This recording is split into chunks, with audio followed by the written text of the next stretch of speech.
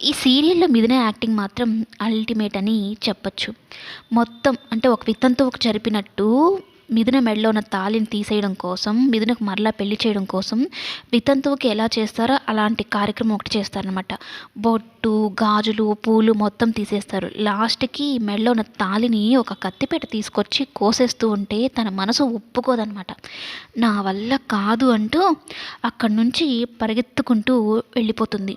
ఇక వెనకాలనే మిథున వాళ్ళ అమ్మ, లలిత వీళ్ళందరూ పరిగెత్తుకుంటూ వెళ్తారనమాట. అమ్మ మిథున, మిథున అంటూ ఉంటే, ఏంటమ్మా అలా వచ్చేసావు?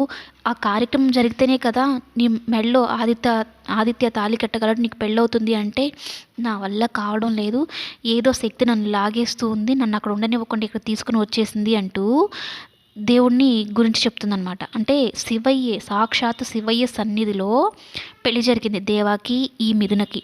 అటువంటిది ఆ తాళి తీసేస్తూ ఉంటే తెలియని బాధ తన మనసులో తెలుస్తుందని వాళ్ళ అమ్మ వాళ్ళకి చెప్తుందనమాట. ఇప్పుడు ఏం చేయాలైతే, నువ్వు ఆదిత్యని పెళ్లి చేసుకోవాలంటే ఆ తాళి నీ మెడలో ఉండకూడదు కదా అంటే, అప్పుడు ఒక్క మాట అంటుందండి మిథున, నాకు ఆల్రెడీ పెళ్ళైపోయింది అని ఒక్క మాటతో అక్కడున్న వాళ్ళందరూ షాక్ అయిపోతారు. పెళ్ళైపోయిందని చెప్తున్నావేంటి? ఆ తాళిని తీసేయడం కోసమే కదా మనం ఇంత చేస్తున్నాము అంటే, ఈ తాళిని తీయడానికి నేను ఒప్పుకోను, నా మనసు ఒప్పుకోవడం లేదు, నా మనసు అంతా బరువెక్కిపోతుంది, తెలియని బాధ నాలో మొదలవుతుంది అనుకుంటూ దేవా గురించి ఆలోచించడం మొదలు పెడుతుందన్నమాట. తాళి బంధం అంటే ఏంటో మిథున కళ్ళకు కట్టినట్టు ఈ సీన్లో చూపించేసింది.